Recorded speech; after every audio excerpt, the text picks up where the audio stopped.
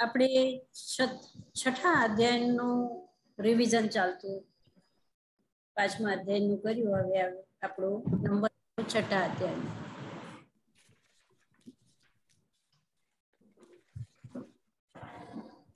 એક વખત આપણે બોલી જઈએ છઠ્ઠો અધ્યાય.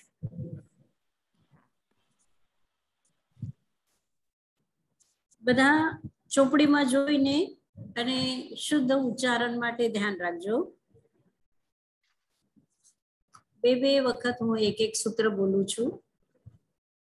अथ षष्ठोऽध्यायः कायवाङ्मनः कर्मयोगः.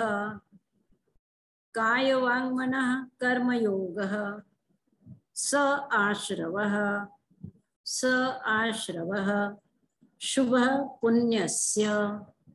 शुभः पुण्यस्य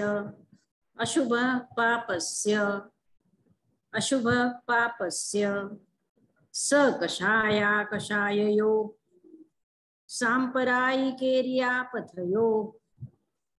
स कषाययो सांपरायिकेर्यापथयो.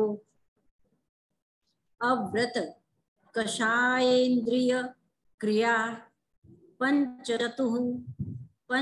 पंचविंशति संख्या पूर्वस्य भेदा. अव्रत कषायेन्द्रिय क्रिया पंचविंशति संख्या पूर्वस्य भेदा.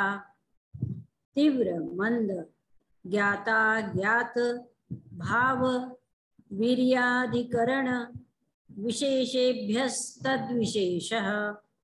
तीव्र मंद ज्ञाता ज्ञात भाव वीर्याधिकरण विशेषेभ्यस्तद्विशेषः.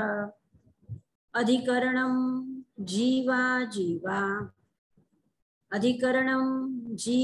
जीवा.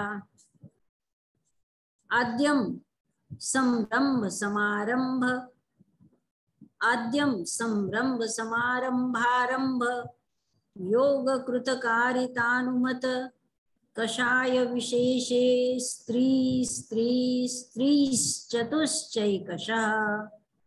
आद्यं संरंभ समारंभारंभ योग कृतकारितानुमत कषाय विशेषे स्त्रीश्चतुश्चैकशः. निर्वर्तना निक्षेप संयोग निसर्गा द्विचतुर्द्वित्रिभेदा परम्. निर्वर्तना निक्षेप संयोग निसर्गा द्विचतुर्द्वित्रिभेदा परम्. तत्प्रदोषनिन्नव मात्सर्यान्तराया साधनोपघाता ज्ञान दर्शनावरणयो. तत्प्रदोषनिन्नव मात्सर्यान्तराया साधनोपघाता ज्ञान दर्शनावरणयो. दुःख शोक तापाक्रंदन वध परिदेव नान्यात्म परो भय स्थान्य सद्वेद्यस्य. दुःख शोक तापाक्रंदन वध परिदेव नान्यात्म परो भय स्थान्य सद्वेद्यस्य. भूतव्रत्यनुकंपादानं सराग संयमादि योगः क्षान्ति शौचमिति सद्वेद्यस्य. भूतव्रत्यनुकंपादानं सराग संयमादि योगः क्षान्ति शौचमिति सद्वेद्यस्य. केवली श्रुत संग धर्म देवावर्णवादो दर्शनमोहस्य. केवली श्रुत संग धर्म देवावर्णवादो दर्शनमोहस्य. कषायोदयात् तीव्रात्म परिणामश्चारित्रमोहस्य. कषायोदयात् तीव्रात्म परिणामश्चारित्रमोहस्य. बहुवारंभ परिग्रहत्वं च नारकस्यायुषः बहुवारंभ परिग्रहत्वं च नारकस्यायुषः मायातैर्यज्ञोनस्य अल्पारंभ परिग्रहत्वं स्वभावमार्दवार्जवं च मानुषस्य अल्पारंभ परिग्रहत्वं स्वभावमार्दवार्जवं च मानुषस्य निश्शीलव्रतत्वं च सर्वेषां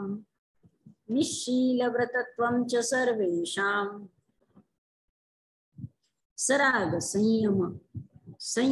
संयमा काम निर्जरा बालतपांसी देवस्य सराग संयमा काम निर्जरा बालतपांसी देवस्य योगवक्रता विसंवादनं चाशुभस्य नाम्नः विपरीतं शुभस्य योगवक्रता विसंवादनं चाशुभस्य नाम्नः विपरीतं शुभस्य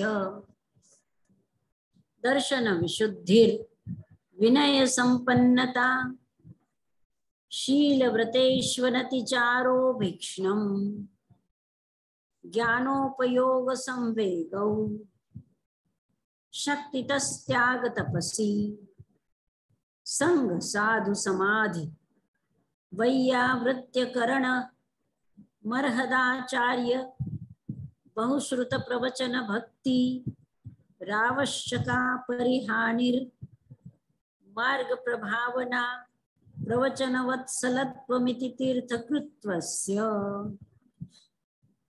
दर्शन विशुद्धिर विनय संपन्नता शीलव्रतेष्वनतिचारो भीक्ष्णम् ज्ञानोपयोग संवेगौ शक्तितस्त्याग तपसी संग साधु समाधि वैयावृत्यकरण मर्हदाचार्य बहुश्रुत प्रवचन भक्ति रावश्यका परिहानिर मार्ग प्रभावना प्रवचन वत्सलत्वमिति तीर्थकृत्वस्य परात्मनिंदा प्रशंसे सदसद्गुणाच्छादनोद्भावने च नीचैर्गोत्रस्य परात्मनिंदा प्रशंसे सदसद्गुणाच्छादनोद्भावने च नीचैर्गोत्रस्य तद्विपर्ययो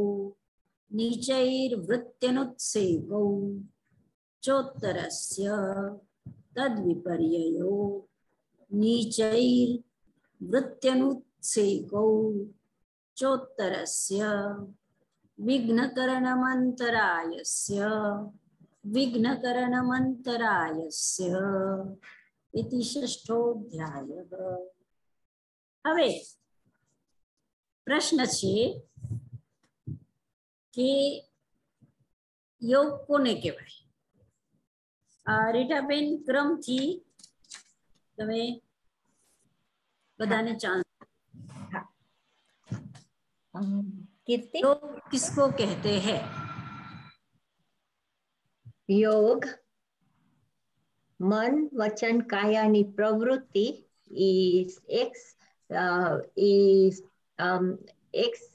अवेरनेस में होय ई योग होय त्यारे योग होय।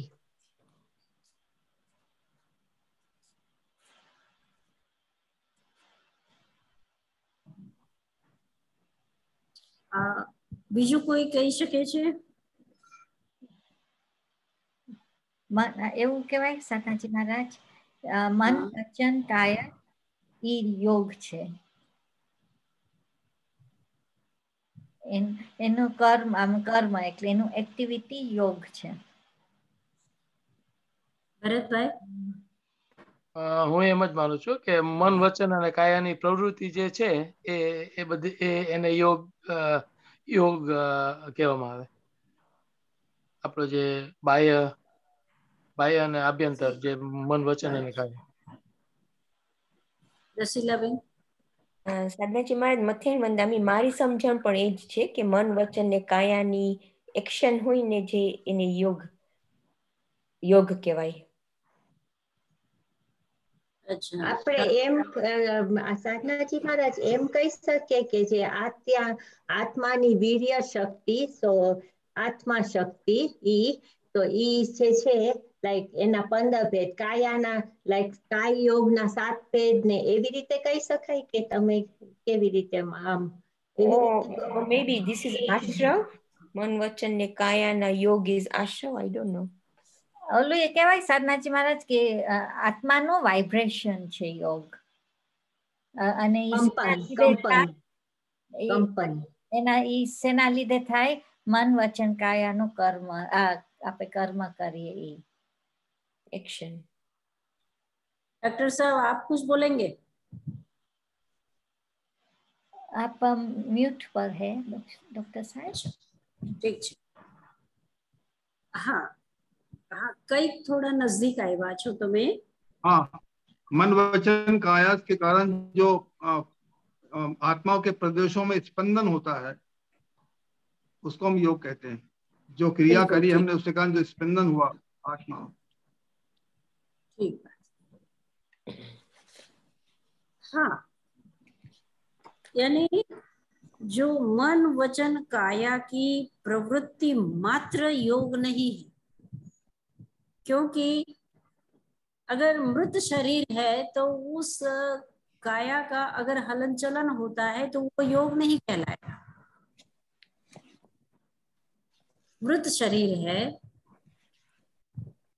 तो उसका अगर हलन चलन कोई करता है, उस शरीर को इधर से उधर करता है, तो योग होता है क्या? उस शरीर के, मृत शरीर के लिए नहीं, योग नहीं. तो आत्मा नो वाइब्रेशन. और हाँ, और अगर केवल हम ये कहे कि आत्म प्रदेशों का स्पंदन ये योग है, तो फिर केवली समुद्घात करते हैं तो उस समय आत्म प्रदेशों का परिस्पंद होता है, तो वो योग है क्या? दूसरा प्रश्न. साधनाजी महाराज गुजराती में एक्सप्लेन करो ने प्लीज. जो समुद्घात करे छे केवली भगवान, हाँ, तो એ જ્યારે સમુદ્ઘાત કરે છે તો આત્મ પ્રદેશોનું પરિસ્પંદ તો થાય છે, તો પછી ત્યાં योग છે ખરો? अथवा 11वां 12वें 13वें गुण स्थान में नहीं होता है. केवली भगवान मतलब 11वें 12वां 13वें गुण स्थान में नहीं होता है उसका.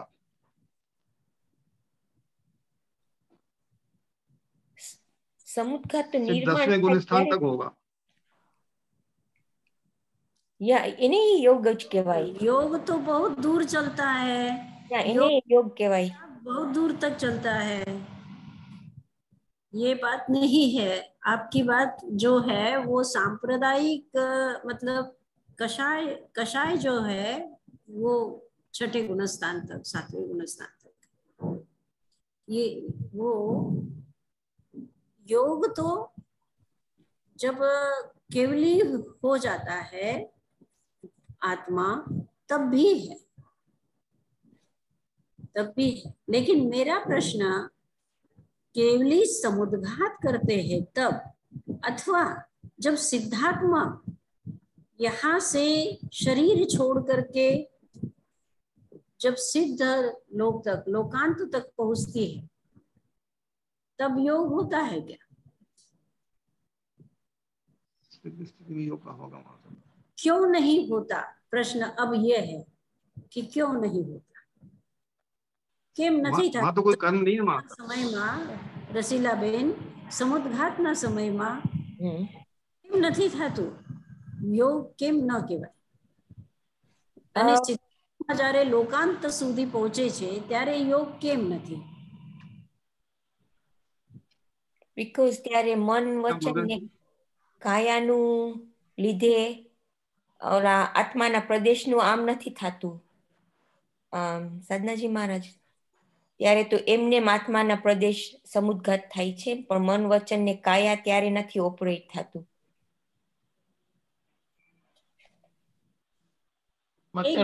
સાધનાજી મહારાજ, ત્યારે કોઈ એમ કહી શકાય કે ત્યારે કોઈ કર્મ બંધન નથી થતું, કોઈ આશ્રવ નથી? એ વાત અલગ છે. ફક્ત એક વાત છે કે યોગ એટલે શું? યોગ એટલે આત્મ પ્રદેશોનું હલન ચલન. પણ આત્મ પ્રદેશોનું હલન ચલન આ આટલું જ અર્થ નથી. મન વચન કાયાનું હલન ચલન આટલું જ નથી.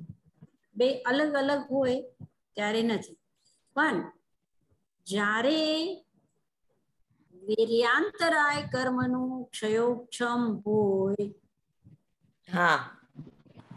એના પછી જે ઔદારિક શરીર, વૈક્રિય શરીર, આહારક શરીર, તેજસ શરીર, કાર્બન શરીર આદિ આ બધા શરીર, એ શરીરના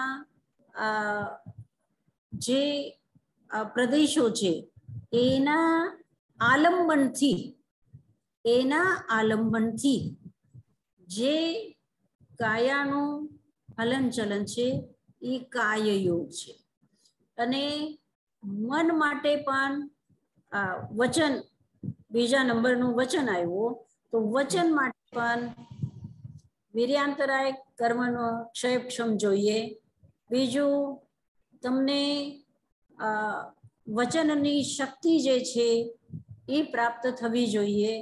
પછી તમે ભાષા વર્ગના પૂતગલોનું આલંબન જ્યારે લો છો ત્યારે તમારી ભાષા નીકળે છે. તો એ આલંબન સાથે, ભાષા વર્ગના આલંબન સાથે જે આત્મ પ્રદેશોનું હલન ચલન છે એ વચન યોગ છે. એવી જ રીતે મનોયોગ માટે પણ વીર્યાંતરાય કર્મનો ક્ષયોક્ષમ જોઈએ છે. પછી મનને અનિંદ્રિય કે છે ને, તો અનિંદ્રિય એટલે આ અનિંદ્રિય નું ક્ષયોક્ષમ, અનિંદ્રિય નું ક્ષયોક્ષમ હોવું જોઈએ. જેવી રીતે ઇન્દ્રિયના ક્ષયોક્ષમ થી આપણને આંખમાં દેખાય છે, આપણને કાનમાં સંભળાય છે, એવી રીતે મન જે છે એ મનને પ્રાપ્ત કરવા માટે આપણો ક્ષયક્ષમ હોવો જોઈએ. પછી મનોવર્ગના પૂતગલ પ્રાપ્ત થાય, અને પછી એ મનોવર્ગના પૂતગલના આલંબનથી જે આત્મ પ્રદેશોનું હલન ચલન છે એ મનોયોગ કહેવાય છે. એટલે ત્રણેયની અંદરમાં એટલે જ્યારે સૂત્ર કીધું કે કાય વાંગ મનઃ કર્મયોગ, તો એમાં તમને એમ લાગશે કે પછી આમાં કેમ ન કીધું? તો કાયા કીધું છે, ફક્ત શરીર નથી કીધું. કાયા એટલે કાયા ક્યારે કહેવાય? જ્યારે અંદરમાં જીવ હોય ત્યારે જ એને કાયા કહેવાય છે. એક વાત. વચન પણ આ શબ્દ જે છે વચન, બીજા કોઈ ધ્વનિ માટે વચન નથી કહેવાતું. વચન એટલે જે જીવ બોલે છે ભાષા વર્ગના આલંબનથી, એને જ વાક કે છે. વાક એટલે વચન. અને મન કોને હોય? મન જીવધારી જે શરીર છે એનામાં જ મન હોય છે. એટલે આ બધું અંદરમાં અંડરસ્ટુડ છે અર્થ, કે શરીરના આલંબનથી, ભાષા વર્ગના આલંબનથી, મનોવર્ગના આલંબનથી જે આત્મ પ્રદેશોનું હલન ચલન છે એને જ શું કે છે? યોગ. એને જ યોગ કે છે. ઠીક સાધનાજી મહારાજ, તમે આ બધું લિંક છે ક્ષયોક્ષમ અંતરાય કર્મનું. તો જ્યારે કેવલી ભગવાન હોય તો ત્યારે તો અંતરાય કર્મ ના હોય, તો બી યોગ તો હોય છે ત્યારે બી. એ કેવી રીતે? અંતરાય કર્મનો તો ક્ષય થઈ ગયો ને. હા, ક્ષય થઈ ગયો. આપણો તો ક્ષયક્ષમ થાય, ક્ષય થઈ ગયું, લબ્ધિ તો એને ઉપલબ્ધ જ છે. સમજી. હવે એક બીજો પ્રશ્ન છે કે શુભ યોગ કોને કહેવાય?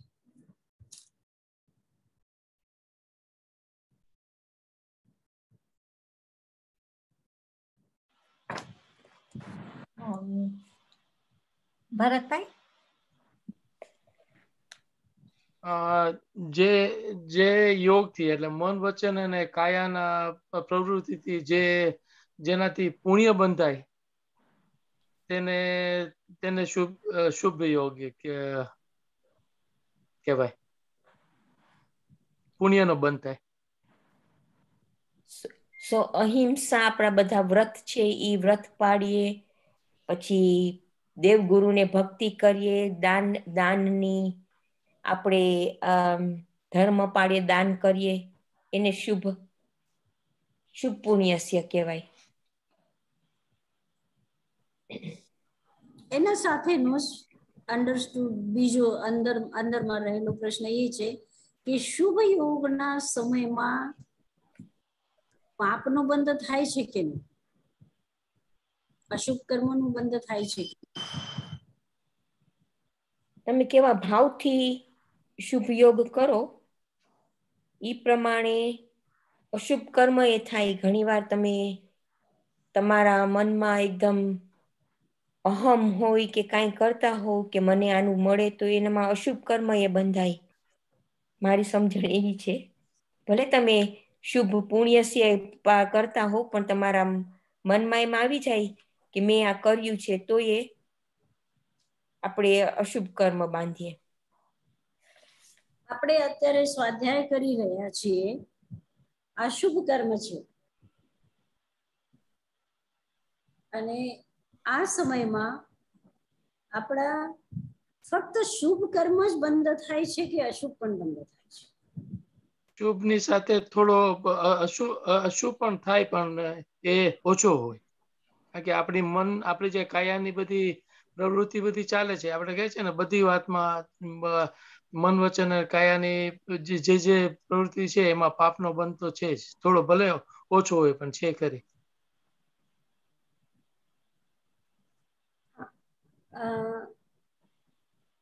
એક વાત છે કે એક સિદ્ધાંત આપણને બધાને ખબર છે કે ફક્ત આયુ કર્મને છોડીને અને સાતે કર્મનું બંધ પ્રત્યેક ક્ષણે પ્રત્યેક સમયે થતું જ હોય છે. એટલે પાપની જે પ્રકૃતિઓ છે, 82 પાપની પ્રકૃતિઓ છે, પુણ્યની પ્રકૃતિ 42 છે, તો આ બધા પ્રકૃતિઓને હર ક્ષણ બંધ થતું જ હોય છે. હવે વાત એ છે કે જ્યારે આપણે કહીએ છીએ, સમજો કે તમે બજારથી વસ્તુ લઈ આવો, ઘઉં લઈ આવ્યા, કોઈ અનાજ લઈ આવ્યા, તો કોઈ પૂછે તમને કે આ શું છે, તો તમે કહેશો કે આ ઘઉં છે.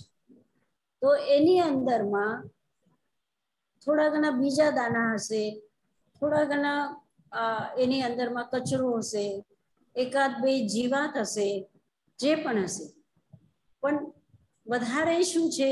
ઘઉં છે. એટલે તમે શું કહો છો? ઘઉં છે.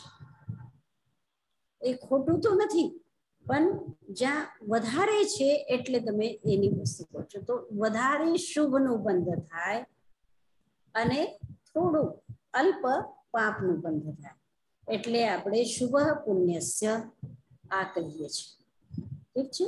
અને જ્યારે અશુભનો પણ બંધ થતો હોય તો એ સમયમાં પણ શુભનો બંધ થાય ખરો, પણ એ અલ્પ માત્રામાં હશે અને આ વધારે માત્રામાં હશે. એટલે આપણે એને શુભ પુણ્યસ્ય અને અશુભ પાપસ્ય કહીએ. પણ શુભ જ્યારે બંધ થાય છે, શુભનો જ્યારે બંધ થાય, પુણ્યનો જ્યારે બંધ થાય છે, ત્યારે એના સાથે સાથે ઓછું વધુ થોડું બહુ જેવા જેવા જેવી રીતે તમે કહો છો કે આપણા ભાવ જે છે એ ભાવ પ્રમાણે, તો ક્યારેક વધારે ક્યારેક ઓછું, એવી રીતે શુભના સાથે અશુભ અને અશુભના સાથે શુભનું બંધન થાય. હવે ત્રીજો પ્રશ્ન, સંરંભ, સમારંભ, આરંભ, આનો અર્થ શું છે? આ ત્રણ વસ્તુ છે ને. સતનાજી મહારાજ, મતલબ થયો આ બધા જીવના અધિકરણ છે. તો સંરંભનો મતલબ એવું થયું, પહેલા વિચાર કરવું કે આપણને કંઈ કરવું છે. પછી સમારંભ પ્લાનિંગ કરવું, અને આરંભ એકચ્યુઅલી એક્શન કરવું, ઈ છે. હા, એ વાત આપણે જાણી લીધી. પણ તમને ખબર છે કે આ સંરંભ, સમારંભ, આરંભ એના સાથે પછી આપણે બધા ભેદો જ્યારે કરીએ છીએ, એના સાથે મન, વચન, કાયા, એવી રીતે આ બધા ભેદ જ્યારે આપણે કરીએ છીએ, એટલે આ સંરંભ છે, સમારંભ છે, આરંભ છે, એના સાથે મન, વચન, કાયા છે. પછી સાથે હા, પછી કૃત, કારિત, અનુમત છે. પછી ક્રોધ, માન, માયા, હા, અને પછી કશાય છે. ચતુશ્ચય કશા છે ને. તો એનું મતલબ શું છે કે સંરંભ મનથી, સંરંભ વચનથી અને સંરંભ કાયાથી. હવે સંરંભ મનથી સંરંભ છે, મનથી જ સમારંભ છે, અને મનથી જ આરંભ છે. એ પણ છે ને. હા, તો એને પણ પછી બીજું. હા, તો સંરંભ કે છે કે જ્યારે આવેશ આવે છે કે બસ આ કરવું જ છે, પછી સારી વસ્તુ હોય કે ખરાબ વસ્તુ હોય. ખરાબ હશે તો અશુભ પાપસ્યમાં જશે, અને શુભ પુણ્યસ્યમાં. તો સારું સારું હશે તો મનની અંદરમાં જે એક ભાવ આવે છે, સમજો કે ખરાબ ભાવ આવે કે મારી નાખવું છે, આ એક ઉદ્વેગ આવે છે. ઉદ્વેગ આવે, અંદરથી ઉદ્વેગ આવે. કોઈના ઉપર બહુ ગુસ્સો આવ્યો, અત્યંત ગુસ્સો આવ્યો, અને ગુસ્સા પછી એને મારી જ નાખવું છે, એવો ઉદ્વેગ આવ્યો, એ સંરંભ છે. અને પછી મન વિચાર કરે છે કે કેવી રીતે મારવું, પ્લાનિંગ કરે છે. મન જ પ્લાનિંગ કરે છે, અને પછી મન જ એને મારી પણ નાખે છે કે પ્લાનિંગ કરીને સોચમાં જ, જેવી રીતે આપણે પ્રસન્નચંદ્ર રાજર્ષિ છે, તો એ વિચારમાં જ રાજાઓને મારે છે. તો મનથી સંરંભ, મનથી સમારંભ, મનથી આરંભ. હવે એની અંદરમાં કશાય કેટલા છે એ અલગ વાત છે. કૃત, કારિત અને અનુમત, આ રીતે. તો કહેવાનો મતલબ છે કે મનથી પણ થાય છે. આપણે એમ વિચારીએ કે મનથી વિચાર્યું, પછી પ્લાનિંગ કર્યું, અને પછી કાયાથી કરી નાખ્યું. તો સંરંભ, સમારંભ, આરંભ આપણે કાયાને પણ એમાં લઈએ છીએ, પણ મનથી પણ આરંભ થાય, મનથી પણ સમારંભ થાય, મનથી પણ સંરંભ થાય. અને પછી કારિતમાં કે કૃતમાં, વચનમાં, એમાં બધામાં મન તો સપોર્ટેડ છે જ. બધામાં મન વગર તો કઈ થતું નથી. પણ વધારે વચનથી જ્યારે કોઈ બોલી નાખે છે કે આને મારી નાખો, એ વચન કહી દીધું, પછી વચનથી પ્લાનિંગ બતાવે છે કે કેવી રીતે મારવું છે, પ્લાનિંગ કરે છે, અને વચનથી જ મારી નાખે છે કે દુષ્ટને મારી નાખો. તો આ વચનથી થઈ ગયો. સંરંભ પણ થયો, સમારંભ પણ થયો, અને આરંભ પણ થયો. કાયાથી મન તો સપોર્ટેડ છે જ, મનમાં તો આવ્યું જ છે. એના પછી કાયા એનું બધા એટલે સાધન ભેગા કરે, પછી જઈને કાયાથી એને મારી નાખે. તો આ કાયાથી થાય. તો સંરંભ, સમારંભ અને આરંભ મનથી પણ થાય, વચનથી પણ થાય, કાયાથી પણ થાય. એના જે મહારાજ સમરમ કાયાથી જરાક અઘરું લાગે, એમ લાગે કે મનીએ સમરમ કર્યું છે ને કાયા પછી બધું ભેગું કરે છે અને એક્શન કરે છે.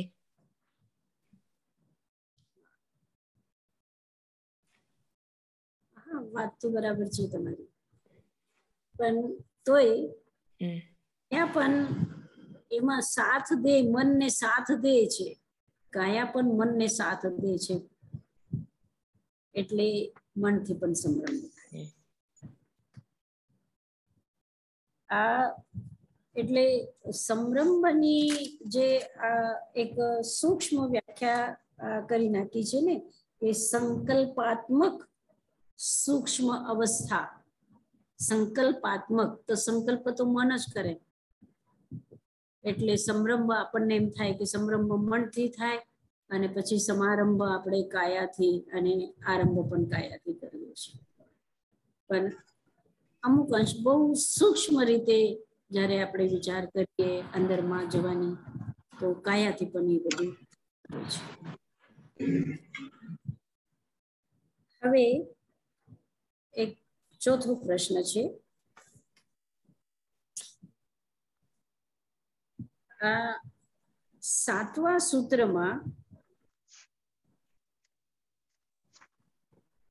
7મું સૂત્ર છે ને, કયો છે 7મું સૂત્ર? તીવ્ર મંદ જ્ઞાતા જ્ઞાત ભાવ વીર્યાધિકરણ વિશેષ અભ્યસ્ત દ્વિશેષ. તો શું અર્થ છે એનો? તીવ્ર, મંદ, જ્ઞાત, અજ્ઞાત, જ્ઞાત ભાવ, અજ્ઞાત ભાવ, પછી વીર્ય અને અધિકરણ. રસીલા બેન,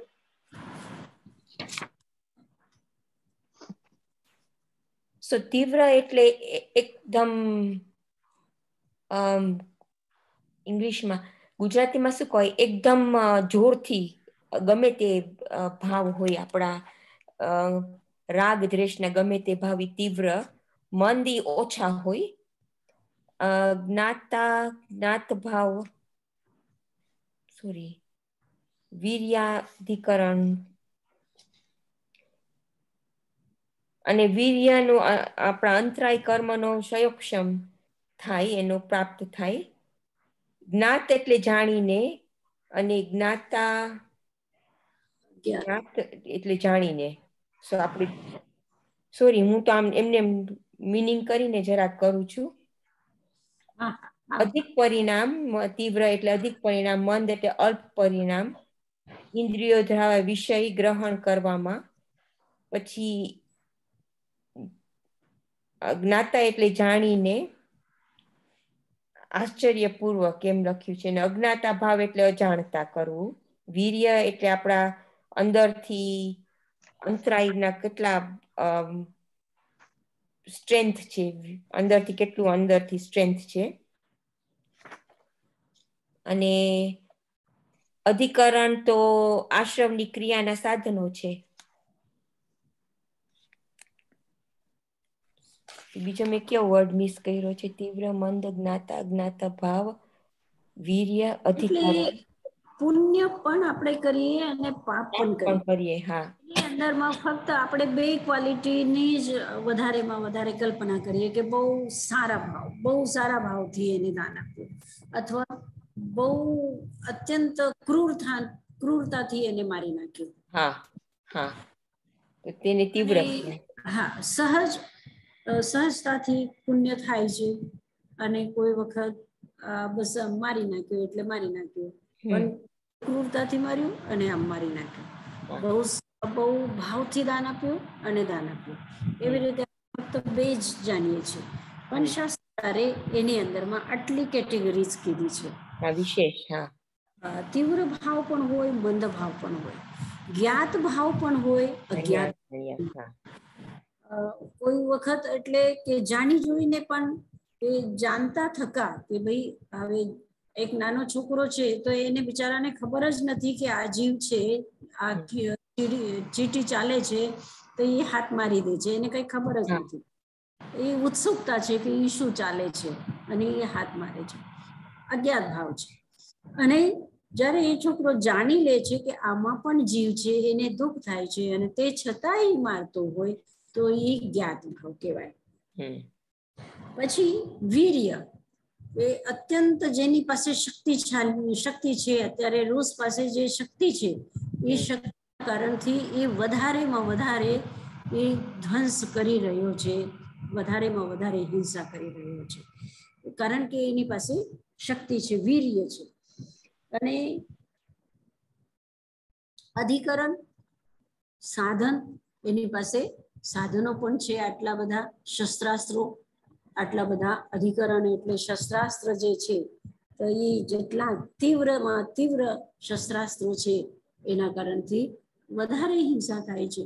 અને જેની પાસે ઓછા સાધનો હોય તો એ ઓછી હિંસા કરે.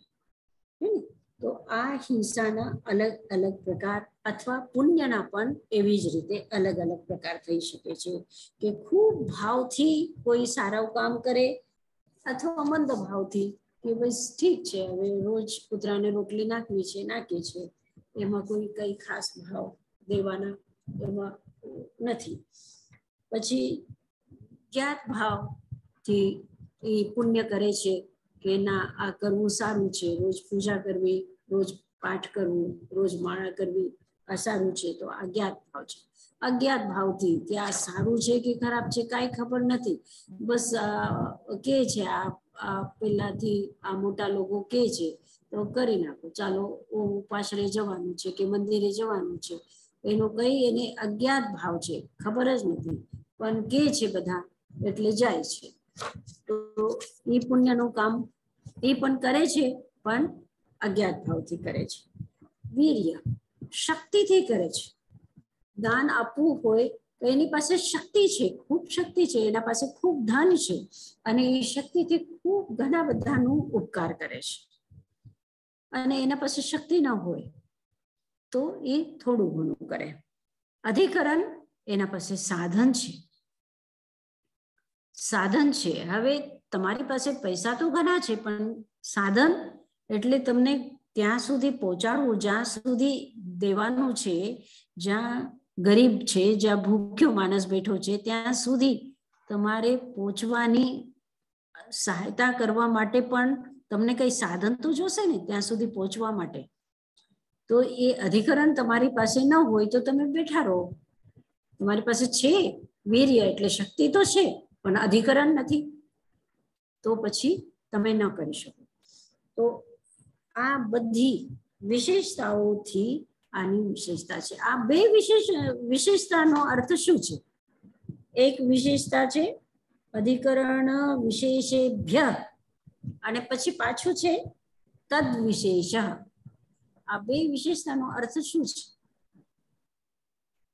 ભરતભાઈ તમે કહેશો? બે છે ને વિશેષ, કયા બે વિશેષમાં અંતર જાણવાના છે?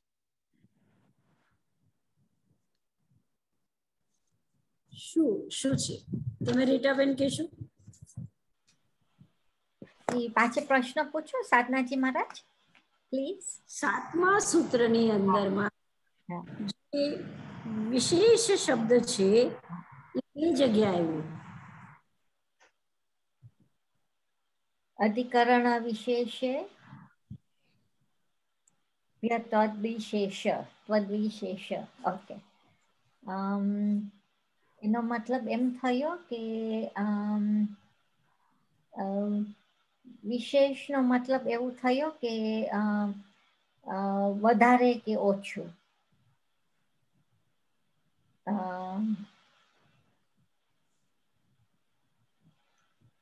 ના મને નથી ખબર સાધનાજી.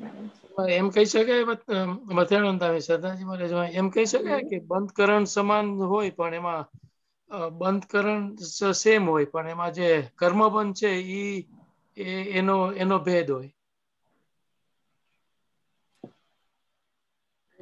કીર્તિ તમે કહો.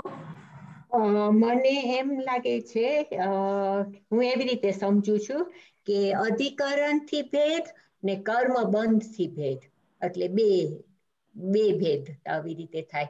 એટલે અધિકરણ એટલે અધિકરણ, આમ તમે જેવી રીતે સમજાયું મને શબ્દ સમજ નથી પડતી, પણ હમણાં તમે જે સમજાયું તો મને એ અધિકરણ નો મિનિંગ એમ આવે છે કે આપણે કેવી રીતે આપણે વાપરીએ છીએ, isn't it? એનો મિનિંગ એવો થાય અધિકરણ નો, આપણે કેવી રીતે આપણે કેવી રીતે, એટલે ક્યાં શાસ્ત્ર પણ આપણે કઈ વસ્તુ વાપરીએ છીએ એનો અધિકરણ નો મિનિંગ એક્ઝેક્ટલી શું થાય?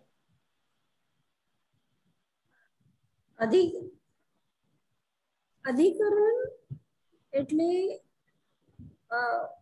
હવે રૂસને મારવું છે યુક્રેનના માણસોને, તો એની પાસે સાધન જો ન હોય તો એ કેવી રીતે મારી શકે?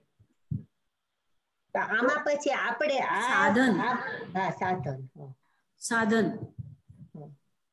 નો અર્થ છે સાધન. તો પણ આમાં અભ્યંતર સાધન થઈ શકે ને, અભ્યંતર આપણી નિશ્ચિત, એના વગર તો થાય જ નહીં ને. આ બધા સાધનોના સાથે આંતરિક સાધન તો છે જ, પણ આ બાહ્ય સાધનો છે, આ બધા બાહ્ય સાધનો પણ એની પણ જરૂર છે. મારું કહેવાનું એ છે કે વિશેષ શબ્દ બે વખત આવ્યું છે. હવે તમને આ વિશેષ શબ્દના અર્થ માટે તદનો અર્થ જોવું પડશે. તદ વિશેષ કે છે ને, તદ એટલે શું? તદ એટલે ઓલો પાછળ, એટલે આશ્રમની વાત કરે છે. હા, બિલકુલ. આશ્રમની વિશેષતા તીવ્ર ભાવના કારણથી, તીવ્ર ભાવ જે વિશેષ છે, તીવ્ર ભાવની વિશેષતાના કારણથી આશ્રવની વિશેષતા છે. મંદ ભાવના વિશેષતાના કારણથી આશ્રવની વિશેષતા છે. જ્ઞાત ભાવના વિશેષતાના કારણથી આશ્રવની વિશેષતા છે. અજ્ઞાત ભાવના વિશેષતાના કારણથી આશ્રવની વિશેષતા છે. વીર્યના વિશેષતાના કારણથી આશ્રવની વિશેષતા છે. અધિકરણના વિશેષતાના કારણથી આશ્રવની વિશેષતા છે. ઠીક? સાધનામાં જેમાં દ્વિ કેમ આવ્યું? દ્વિશેષ,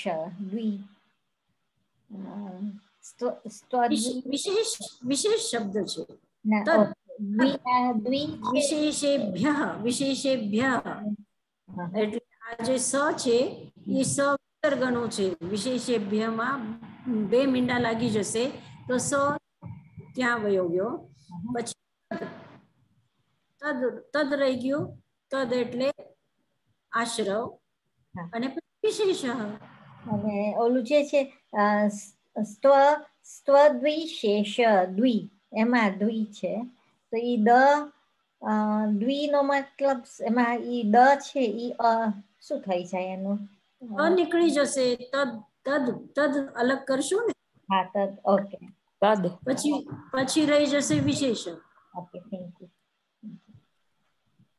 સોરી સાધનાજી મારા, મને સમજ ના પડી. બે વાર વિશેષ એટલે આશ્રવનું ઓલું છે, આશ્રવના કારણથી, પણ બે વાર કેમ વિશેષ આપ્યું છે ઈ મને એમ તો હું એમ કહું કે કીર્તિબેન બહુ સારા લાગે છે, એમ કીધું મેં.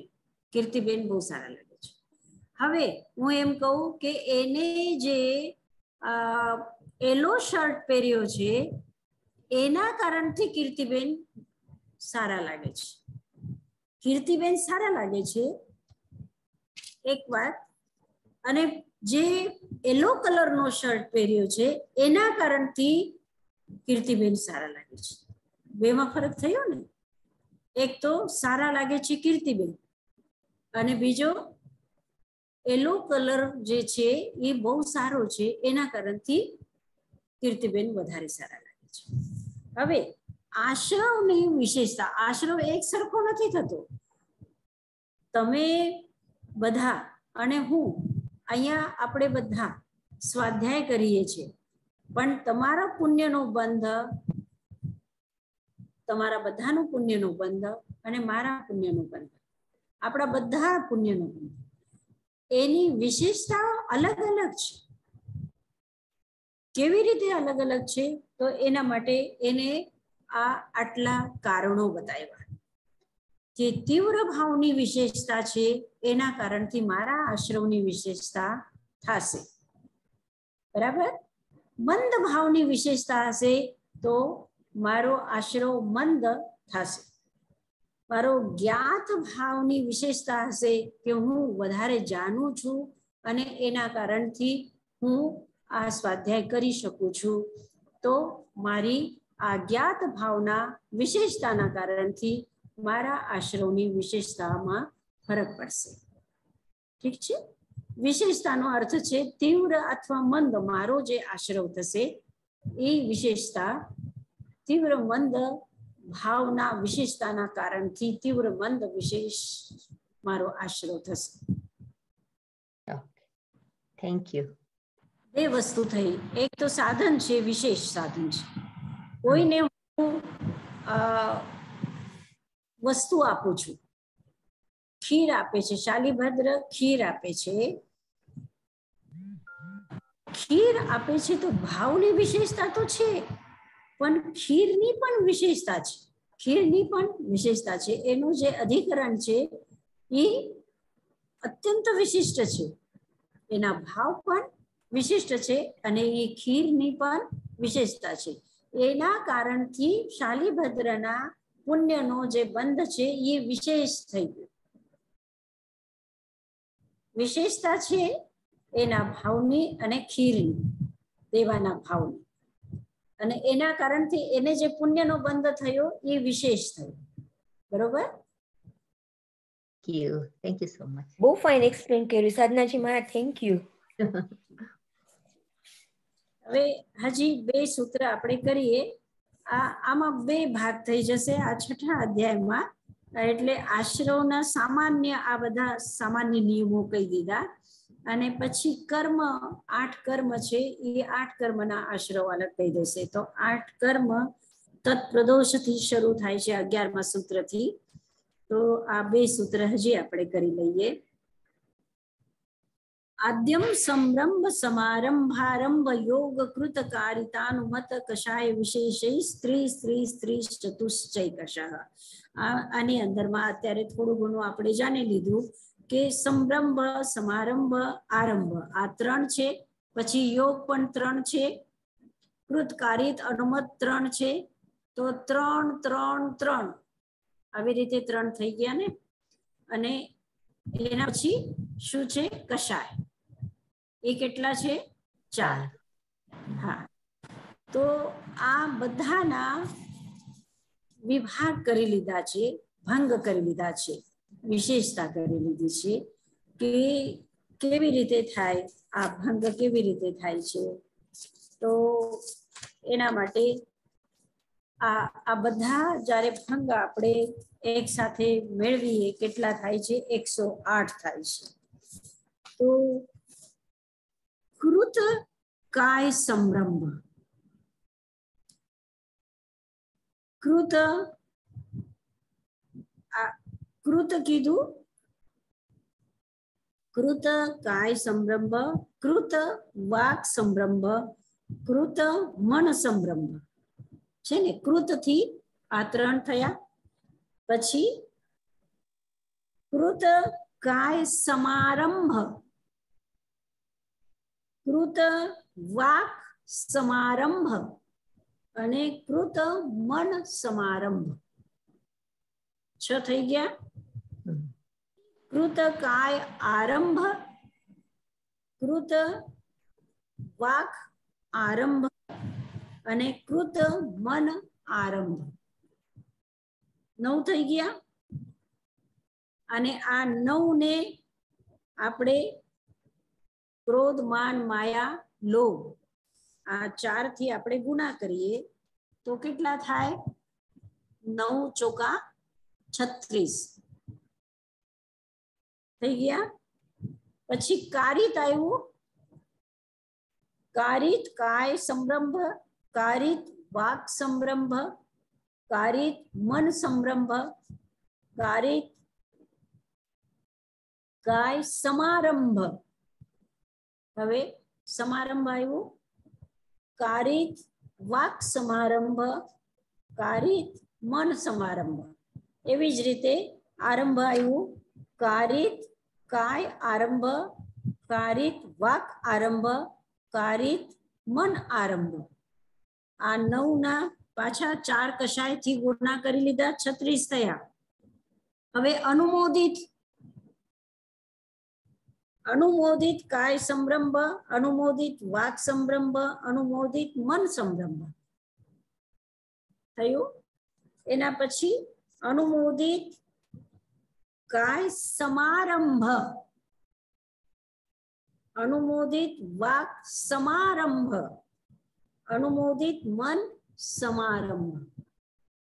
એવી જ રીતે અનુમોદિત કાય આરંભ. હવે ત્રીજો આવ્યો આરંભ. પછી અનુમોદિત વાક આરંભ અને અનુમોદિત મન આરંભ. આને પણ તમે કશાયથી ગુણા કરો એટલે 36 થઈ ગયા. તો 3 36 એટલે 108 થઈ ગયા. ઠીક. હવે આ તો અધિકરણ થયા ને, જીવના અધિકરણ. અધિકરણમ જીવા જીવા 8મો સૂત્ર હતો.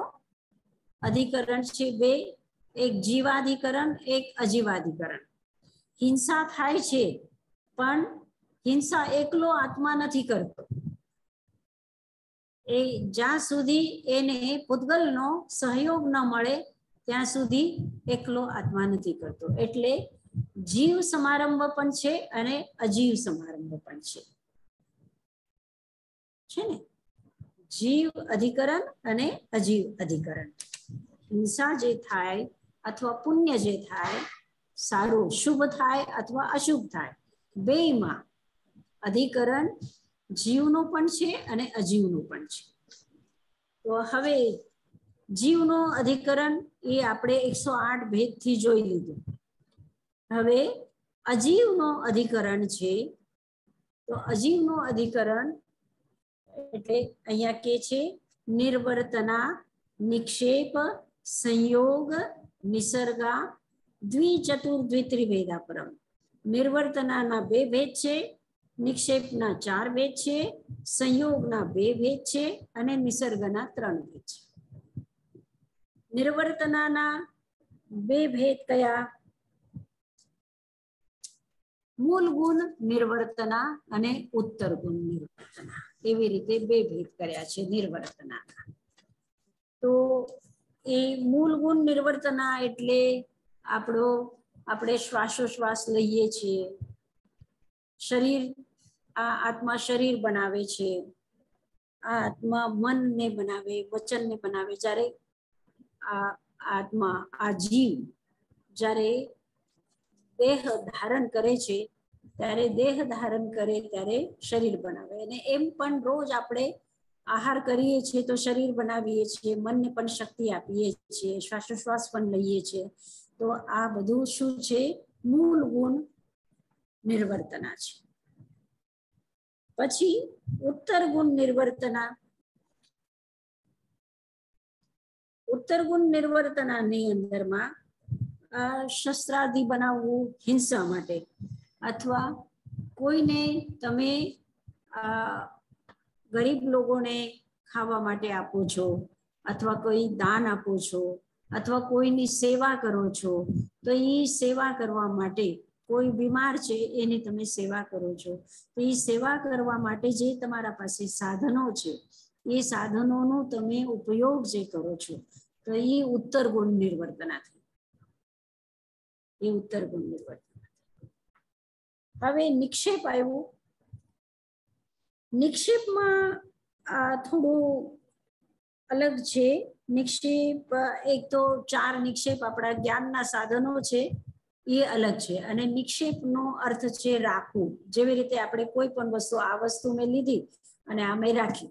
હવે રાખી તો જ્યારે રાખી ત્યારે મેં જોયું નહીં કે ચોપડી છે નીચે, ટેબલ છે કે નહીં, અને હું આમને આમ આ બાજુમાં તમારી પાસે જોઉં છું ને રાખું છું, તો કદાચ એ નીચે પડી જાય. આ રાખું છું ને નીચે પડી જાય છે, તો કારણ કે મેં જોયું નથી, અથવા નીચે કોઈ ચીટીઓ આવી ગઈ છે, કઈક જીવડાઓ આવી ગયા છે, અથવા કાઈ જામી ગઈ છે, કે કાંઈ પણ થઈ શકે છે, તો એના ઉપર હું રાખી દઉં તો જીવોની વિરાધના થાય. અને મારી જે એક અપ્રમત્તતા છે, પ્રમાદ અવસ્થા, એક અપ્રમાદ અવસ્થા હોય છે, ત્યારે આપણે બધું બરાબર કરીએ છીએ, એકદમ જાગૃતિ સાથે કરીએ. અને પ્રમાદી અવસ્થામાં આપણે આમ તેમ ફેંકી દઈએ, કે બારેથી થાકીને આવ્યા અને પર્સ લઈને ફેંકી દીધું. હવે એ પર્સ લઈને ફેંકી દીધું કે થેલી ફેંકી દીધી, હવે એ ફેંકી દીધી તો ત્યાં પાણી છે કે નહીં, કે નીચે પડે છે કે ઉપર પડે છે, કે એમાંથી કોઈ વસ્તુ પડી જાય, અને પછી આપણે ગોત કરતા હોઈએ કે અરે એ વસ્તુ ક્યાં ગઈ. પણ જ્યારે તમે ફેંકી ત્યારે એમાંથી છટકીને તમારી ચાવી ક્યાંક વહી ગઈ, સોફાના નીચે વહી ગઈ, અને તમે ચારે બાજુમાં આખા ઘરમાં જુઓ છો કે ક્યાં છે. તો આ નિક્ષેપ એટલે રાખવું. તો રાખતી વખતે તમારું જે પ્રમાદ છે એ 4 પ્રકારનું છે. એક તો જોયા વગર રાખવું, એક જોવું પણ સરખી રીતે ન જોવું, એક એકદમ સહસા અચાનક કાંઈ તમારું ધ્યાન નથી, ભાન નથી એવી રીતે, અને એક પ્રમાદ અવસ્થામાં એ જોવાની કે કાંઈ કોઈ પરવા કર્યા વગર રાખી દેવું. તો આવી રીતે આ 4 નિક્ષેપ છે. એટલે વસ્તુને તમે રાખો છો ત્યારે પણ હિંસા થતી હોય છે, એટલે આ નિક્ષેપ છે. તો નિર્વર્તના પછી નિક્ષેપ આવ્યું, એ 4 પ્રકારના થઈ ગયા. પછી સંયોગમાં પણ સંયોગના 2 ભેદ કર્યા છે. એક છે ભક્તપાન સંયોગ અને બીજો છે ઉપકરણ સંયોગ. ભક્તપાન સંયોગ એટલે તમે દૂધ પીઓ છો તો દૂધમાં તમે ચીની નાખો છો, તમે ચાવલ બનાવો એમાં નમક નાખો છો, તમે શાકમાં નમક નાખો છો, જે કંઈ કરો છો, તો એ ઉપકરણ જે તમારા છે, એ ઉપકરણની અંદરમાં તમારા જે એક ભાવ હોય છે, સ્વાદિષ્ટ ખાવાના ભાવ કે જે કંઈ જે હશે, તો એના કારણથી તમે આ ઉપકરણમાં જે છે ઘાલમેલ કરો છો. એક વખત મેં વાંચ્યું હતું કે પશુઓ ઓછા બીમાર પડે છે, મનુષ્યો વધારે બીમાર પડે છે, અને પશુ જે બીમાર પડે છે મનુષ્યના કારણથી બીમાર પડે છે. આમ જંગલમાં જે પશુઓ હોય છે એ વધારે બીમાર નથી પડતા, એ વૃદ્ધાવસ્થા આવે અને પછી વૃદ્ધાવસ્થા આવીને મરી જાય એ વાત જુદી છે. પણ જેટલા મનુષ્ય બીમાર પડે છે એનું કારણ વૈજ્ઞાનિકો આજે કહે છે કે એ જે પ્રાકૃતિક જે છે, જેવી રીતે પશુ જે છે ઘાસ ખાય છે, તો ઘાસની અંદરમાં એ નમક નાખે કે મરચું નાખે કે તેલ નાખે કે ઘી નાખે કે એવું કરીને ખાય છે? નહીં. એ પ્રકૃતિથી જે મળે છે એ ઘાલમેલ કર્યા વગર એમને એમ સ્વીકાર કરે છે. અને મનુષ્ય શું કરે છે? ઘાલમેલ કરે છે. આમાં આ નાખવાનું, ઓલામાં આ નાખવાનું, એવી રીતે. તો આ શું છે? આ પણ દોષ છે એક પ્રકાર. તો આ એટલે અજીવાધિકરણ છે, અજીવ સંયોગાધિકરણ. પછી નિસર્ગ એટલે મન વચન કાયા આપણું નિસર્ગ છે, એટલે પ્રાકૃતિક છે મન વચન કાયા. તો મન વચન કાયાથી જે કંઈ આપણે સારું અથવા ખરાબ વિચારીએ, સારું અથવા ખરાબ બોલીએ, સારું અથવા ખરાબ કરીએ, એ બધા શું છે? આ અજીવાધિકરણના ભેદ છે. અહીંયા સુધી આપણે આ સામાન્ય રૂપે જે આશ્રવ છે એનું આપણે લગભગ આપણે હંમેશા નિરંતર આશ્રવ આપણા થતા જ હોય છે. કાં તો રાખીએ છીએ, કાં ઉપાડીએ છીએ, કાં ફેંકીએ છીએ, ઘાલમેલ કરીએ છીએ, જે કંઈ કરતા હોઈએ છીએ એ બધું આપણા આશ્રવ છે. કોક વખત શુભાશ્રવ થાય છે, કોક વખત પાપાશ્રવ થાય છે, પણ આ આશ્રવ છે. આપણું જીવન હંમેશા નિરંતર કર્મને ગ્રહણ કરતું જ હોય છે. એમાં આપણી વિવેક શક્તિ જેટલી જાગૃત હશે એટલા પાપાશ્રવ ઓછા થશે અને પુણ્યાશ્રવ વધારે થશે. પુણ્યાશ્રવની નિર્જરા કરવાની જરૂર નથી હોતી. પાપાશ્રવની નિર્જરા કરવાની આપણને જરૂર પડે છે. આપણને શક્તિ લગાડવી પડે છે, આપણને તપ કરવું પડે છે, આપણને જપ કરવું પડે છે, આપણને સંયમ લેવું પડે છે. આપણને જે કંઈ આ સાધના કરીએ છીએ એ પાપાશ્રવની નિર્જરા માટે કરીએ છીએ. પુણ્યાશ્રવની નિર્જરા નથી થતી. પુણ્યાશ્રવ આપોઆપ નિર્જરિત થઈ જાય છે. જેવી રીતે કેવલ જ્ઞાન થઈ ગયું તો કેવલ જ્ઞાન થયા પછી એને વેદની એની નિર્જરા કરવા માટે કે આયુની નિર્જરા કરવા માટે કે ગોત્રની નિર્જરા કરવા માટે કે શરીરને ખતમ કરવા માટે એને કોઈ પ્રયત્ન કરવા નથી પડે. એ આપોઆપ નિર્જરિત થઈ જાય છે. પુણ્ય આપોઆપ નિર્જરિત થઈ જાય છે. એટલે પુણ્યની કોઈ વખત ચિંતા કરવાની નહીં. ઘણા લોકો એમ કે છે કે ભાઈ કરી તો આપણે સંસાર જ વધે છે, પણ આ બહુ ગ્રહણ કરવા જેવું એટલું નથી. પુણ્ય પાપમાં તમે ધ્યાન રાખો, ત્યાં વિવેક રાખો કે પાપ ન થાય, અશુભ કર્મનું બંધ ન થાય, એમાં તમારો પ્રયત્ન હોવો જોઈએ. બરોબર? અને પુણ્ય આપણે જ્યારે કરીએ છીએ એનો મતલબ એ છે કે આપણે પાપને ઓછું કરતા જઈએ છીએ. એટલે અને પછી પુણ્યનું પ્રતિક્રમણ પણ નથી થતું. થાય છે પુણ્યનું પ્રતિક્રમણ, મિચ્છામિ દુક્કડમ ક્યારેક આપો છો પુણ્યનું પ્રતિક્રમણ નથી. પુણ્યની નિર્જરા કરવા માટે પ્રયત્ન કરવાની જરૂર નથી. એટલે તમે પુણ્યની ચિંતા નહીં કરતા. ફક્ત ચિંતા આપણે કરવાની છે કે આપણો અશુભા પાપસ્ય જે છે એ આપણું ન થાય. ઠીક છે સાધનાજી મહારાજ, આપણે આ સંયોગની વાત કરી. આપણું ખાવાનું ને રસોઈમાં તો બહુ જ અમે સંસારિક જીવો છીએ ને, તો એકદમ કેવું સ્વાદ વાળું ખાવાનાનું તો બધા કરતા હોય, વાતું કરતા હોય, તો આપણે કાયમ પાપ જ બાંધીએ છીએ એમાં. હવે એમાં આપણે નિર્જરા કરવી હોય તો આપણે કહીએ હું આ ખાઈશ ની, આયંબિલ કરીએ. આપણે જીભ ઉપર કંટ્રોલ કરવાનું. ભલે વાંધો નહીં તમે આયંબિલ જ કરો એવું જરૂરી નથી, પણ જે ટેબલ ઉપર આવ્યું છે સમત્વ ભાવથી ખાવાનું છે. સમત્વ ભાવથી ખાવાનું છે. એક વખત ગુરુદેવને ચાય આપી હતી, શાયદ મેં તમને કીધું પણ હતું કે ગુરુદેવ લખતા હતા અને સવારથી હજી એને કઈ લીધું જ નહોતું. અને જ્યારે વિનંતી કરી કે તમે કંઈક લઈ લો તો કે ના, આ લેખ પૂરો થઈ જાય પછી. તો એની વચ્ચે એમ થયું કે ભાઈ ચાય તો જલ્દી પીવાઈ જાય, એટલે ચાય આપી ગુરુદેવ. એની અંદરમાં ચીની હતી જ નહીં, બિલકુલ ચીની હતી જ નહીં. ગુરુદેવે પી લીધી અને રાખી દીધું, પાત્ર રાખી દીધું. પછી એ બચેલી ચાય હતી, જ્યારે અમે વાપરી તો અરે એમાં તો ચીની જ નહોતી. એવું થયું કે અરે ચીની નથી. ગુરુદેવને કીધું કે ગુરુદેવ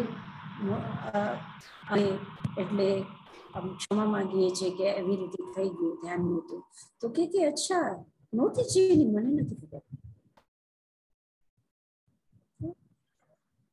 જે છે લઈ લીધું. તો કહેવાનો મતલબ એ છે કે જીવ ઉપર આપણે કંટ્રોલ હર સમયે કરી શકીએ છીએ. એ બરાબર છે, પણ આપણે રસોઈ કરતા હોય ભલે ને આપણે રસોઈ કરીએ છીએ તો એ બરોબર છે કે બીજાને પણ આપણા માટે એવું નહીં કે આપણે મીઠા વગરનું આપીએ કે સ્વાદિષ્ટ કરીને ન આપીએ. આપણે બીજા માટે કરીએ છીએ, પણ જ્યારે જે સમયમાં તમે ખાવા બેસો છો તો એ સમયમાં પૂર્ણ સંયમ તમે રાખી શકો છો, સમત્વ ભાવ તમે રાખી શકો છો. સાધનાજી મહારાજ, સાધનાજી મારે તમને કેવું તું, મારે સોરી, હું લાસ્ટ વીક મને ખબર નથી કે શુક્રવાર છે, હું સાવ ભૂલી ગઈ. તો સ્વાધ્યાયમાં બેઠી જ નહીં, પછી 8 વાગ્યા પછી મેં મારું મેસેજ જોયો તો રીટાબેને કીધું તમે નથી જોઈન થતા. મેં કીધું હાય રે, આ તો શુક્રવાર છે. મેં મિસ કર્યું. મતે વંદના સાધનાજી મહારાજ, આપણે જ્યાં આ નિક્ષેપ નો શબ્દ આવે છે, મૂકવું, આપણી જે એક સમિતિ છે સાધુ સંતોની આદાન નિક્ષેપણા, એમાંથી જ આવે કે નહીં? બિલકુલ બિલકુલ બિલકુલ. એ નિક્ષેપ જે છે, હા, આદાન નિક્ષેપ સમિતિ એટલે કોઈ વસ્તુ તમે રાખો છો અથવા ઉપાડો છો.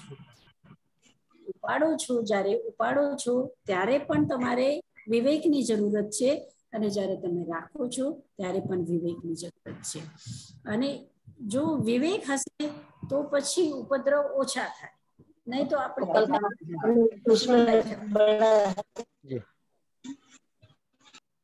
બરોબર.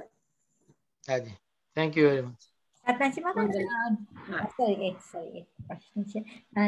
જે આપણે જયારે નિર્વર્તનાની વાત કરી, તો એમાં જયારે મૂળ ગુણ નિર્વર્તના છે, તો એમાં આપણે આ જે શરીર બને છે, ઔદારિક છે, વૈક્રિય, આહારક, આહારક, તેજસ, શ્વાસોશ્વાસ, બધા જુદા જુદા. તો એમ કે છે કે જયારે આ બનાવવામાં, શરીર બનાવવામાં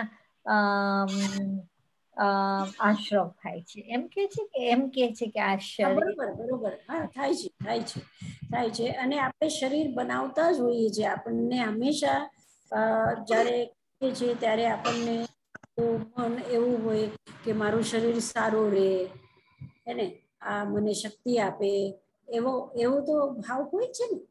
તો આપણે શરીર બનાવતા જ હોઈએ છીએ.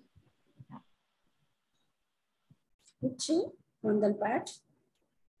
અને ઉત્તર ગુણ નિર્વર્તના પણ રહી ગઈ છે. ઉત્તર ગુણ નિર્વર્તનામાં એ છે કે આપણે આપણા જે સાધનો છે એ સાધનોનો પણ આપણે સારું કરવા માટે પ્રયત્ન કરતા હોઈએ છીએ. આપણે રંગ રોગાન કરીએ છીએ, આપણે જે કંઈ કરીએ છીએ એવું, એનો મતલબ નથી કે તમે એકદમ જંગલમાં જઈને રહો, એવું નથી, પણ એમાં વિવેક રાખવાનું છે, બસ એટલી જ વાત છે.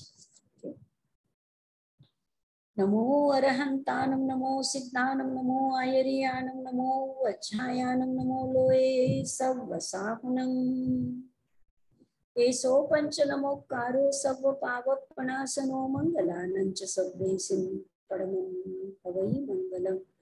गुरुदेव के अज्ञा चत्तारि मंगलम, अरहंता मंगलम, सिद्धा मंगलम, साहु मंगलम, केवली पन्नतो धम्मो मंगलम.